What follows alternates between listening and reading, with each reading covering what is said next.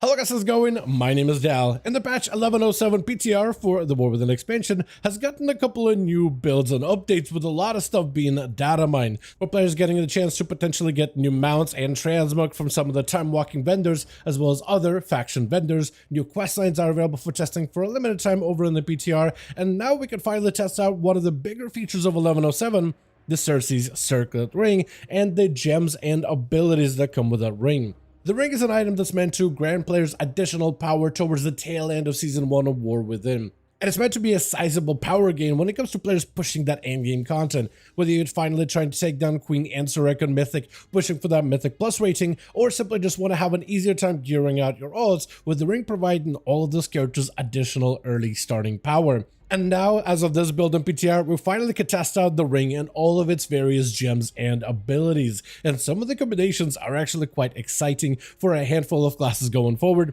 And today I really wanted to dive deeper into the ring, exactly how to acquire it, as well as all of its gems and abilities and how they may impact your class's performance in the 1107. As always, if you guys want to see more regular updates like this for future patches for War Within expansion, be sure to follow the channel and subscribe. But otherwise, let's dive right in. So one of the bigger features of the 1107 update available for testing right now in the PTR is the brand new gem ring of Cyrce's Circlet, which is meant to be a way for players to get a little bit of a power catch-up in preparation for the Season 2 content of War Within, which apparently should be coming out fairly soon after the release of 1107. The ring is going to be one of those items that you unlock naturally as you start your questing within the Siren Isle. You do a little bit of the early quest just to be able to unlock the ring and start unlocking the gems that go into the ring.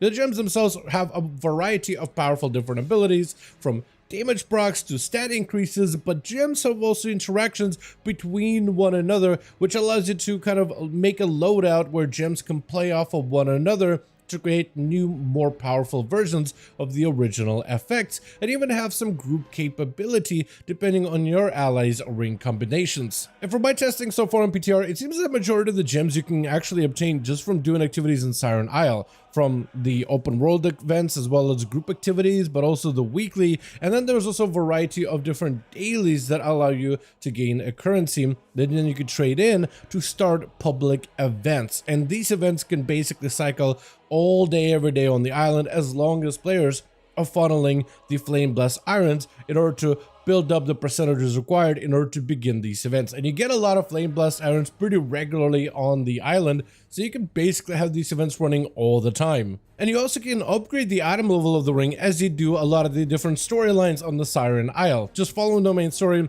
allows it to gain additional abilities while out in the open world that increases traversal capabilities. For example, on PTR, I recently did a questline where the ring can now gain the ability of Blessing of the Sea Dweller. So as you're swimming underwater, you actually get a buff that ramps up little by little, allowing you to gain additional movement speed and even walk in water and breathe underwater. So this ring is how you unlock a lot of the traversal capabilities of the Siren Isle, and through the storyline is how you'll eventually be able to remove the debuff of high winds so that you can start flying around on the Siren Isle as well. And while traversal abilities are really fun, the actual gem combinations is going to be the biggest benefit of the ring, and they finally added us a vendor where we can actually go and test out Cyrce's Circlet. So if you're looking to test this out for yourself on PTR, you don't need to complete the main storyline or anything. Buy the ring, upgrade it with Rossing and Citrine, and then you can slot in any of the gems that we have here and try out all these combinations for yourself. So far, it seems that the ring will cap out at item level 639, so it'll be very strong for the Season 1 of War Within, especially towards the tail end, as more players are pushing endgame content, whether trying to kill the final mythic bosses or pushing mythic plus score.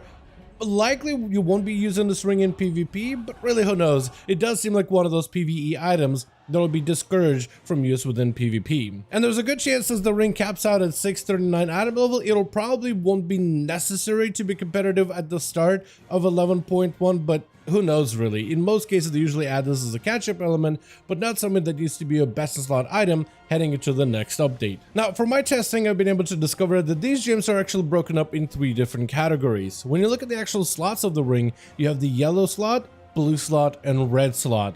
But the rings or gems themselves have a variety of different naming conventions and different types to them. Like there's a pink type, orange type, blue type, but turns out that those little typings are a bit of a red herring because the gems are actually broken up into 3 specific qualities. Like, Thunderlord's Crackling Citrine is part of the Singing Thunder Citrine, which is right below its name. So this is part of a Thunder gem, and all of these are all Singing Thunder Citrines, which are Thunder gems that go in the yellow slot. And I kind of try to break up these gems a little bit into different types, but my bag's a bit messy. But in the middle, we also have the Sea Citrine gems, and there's 4 types that all go in the blue slot. And then lastly, we have the Wind Citrine gems that all go into the red slot. So there's a lot of little combinations, a lot of little numbers and colors in these gems, but for the most part all you need to know is the Thunder, Sea, and Wind, and that is how you can customize with Thunder, Sea, and Wind combinations within your Circe's Circlet. As for the actual gems, there's a variety of different effects. Some are very baseline in terms of what they do and are very straightforward, while others are a little bit more interesting. Starting with the Thunder gems, we have ourselves the Thunder Lord's Crackling Citrine, which is a very baseline gem, where your spells and abilities have a chance to zap at your enemy, dealing nature damage instantly, which is a straightforward gem that just deals damage, nothing too interesting, but it still gains quite a bit of a powerful effect, and from my time testing, this one seems to proc fairly regularly. Another gem that we have is a Stormbringer's Ruined Citrine, which simply grants you 511 of every secondary stat. So if you're a class that utilizes multiple of all the different stats from haste, mastery, versatility, as well as critical strike, you'll be able to get about 500 points into every single one of them, totaling in about 2,000 points all across the board across various stat bonuses. Then we have a more of a support healer gem of Storm Sewer's Citrine, where your spells and abilities have a chance to shield an ally with lightning, absorbing the next set amount of damage over 10 seconds. Oh, by the way, all these gems will scale their power with the ring, so the higher the item of the ring, the stronger a lot of these gems are. But back to the actual gem, yeah, so your abilities and effects have a chance to shield an ally for 10 seconds. While the shield persists, attackers take 10% of the amount absorbed as nature damage. So this is more of a shielding gem that allows you to potentially shield the tank with an absorb effect, but also maybe your raid or allies. So let's say as the boss does raid wide AoE damage, that shield is going to absorb a portion of it, and that damage is going to bounce back to the boss. So it's a way for healers to start to be able to shield allies while also dealing damage to their foes as well. After that, we have a more of an interesting gem with the Roaring War Queen Citrine, where this gem actually doesn't have any bonus effects, but what it does is activates other players' gems instead. Your spells and abilities have a low chance of triggering the Singing Thunder Citrine, so all thunder effects of all nearby allies. So this is more of a support gem more than anything. From there, we have sea gems, and these are going to start off with the Underseas Overseer Citrine. Your spells and abilities have a chance to drench the enemy in freezing seawater that bounces up to 2 enemies, dealing frost damage. So it's a gem that deals frost damage that has a bit of a cleave to it. Also very straightforward, less single target focus compared to some of the thunder gems, but it seems like an AoE Mythic Plus type of gem potentially. Then we also have Fathom Dweller's Ruined Citrine, which is an interesting one as it grants you 1,635 mastery, which is quite a bit. In addition, all other Singing Citrine effects are increased based on your total mastery.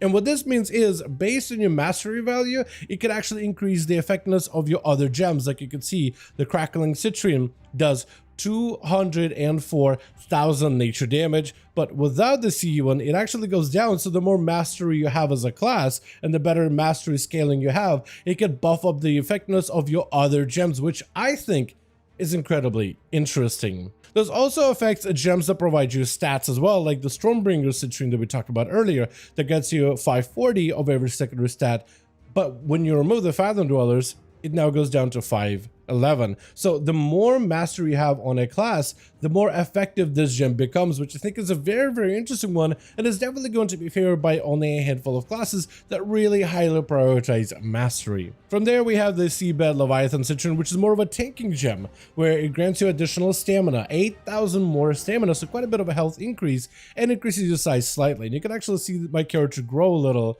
whenever I have this gem in the ring versus not having it. It actually does increase your character size by a bit.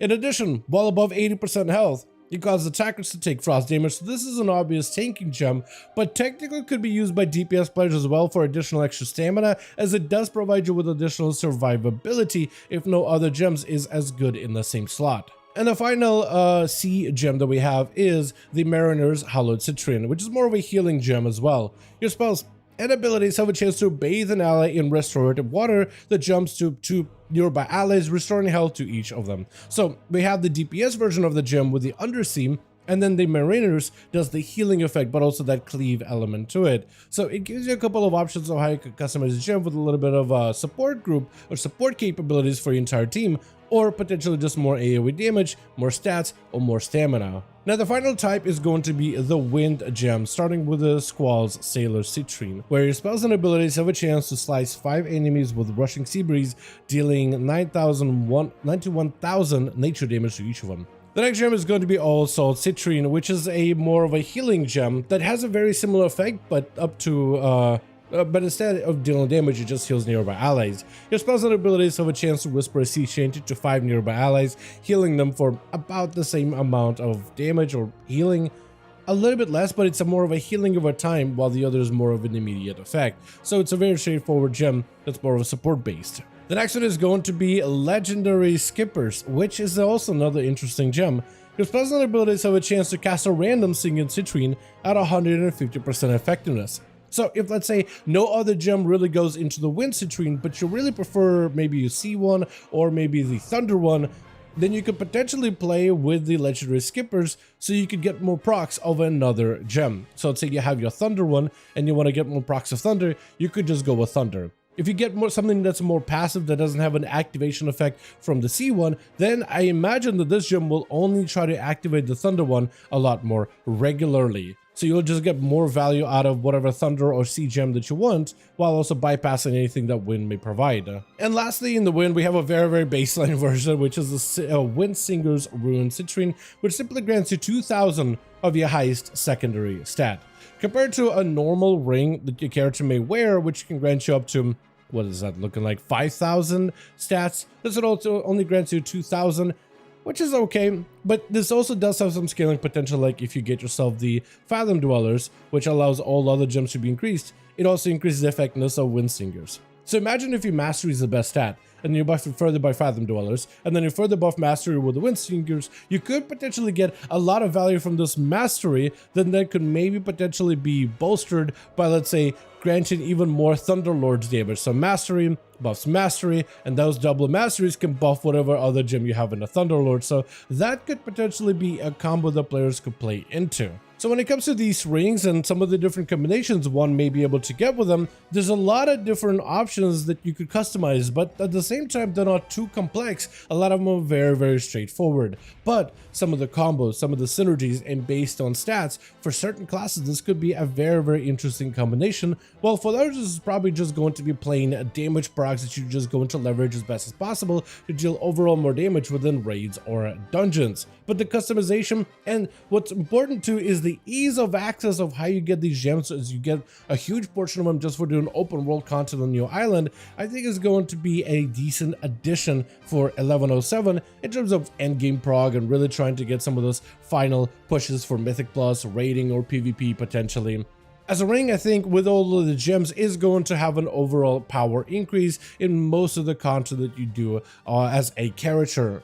And based on my preliminary testing over on the PTR, it does seem like these gems are probably going to be quite powerful. We don't have any sims or any specific end numbers when it comes to what kind of gem types are going to be the best or what combinations are going to be the best. I am interested to see how the sims will work out, but the effects on their own do seem kind of interesting. And this is still PTR, so it's possible we could see potentially other gems and other gem types and different scaling components added in future PTR builds, but what they got working with so far seems like a lot of very straightforward gems that are just quite powerful all on their own.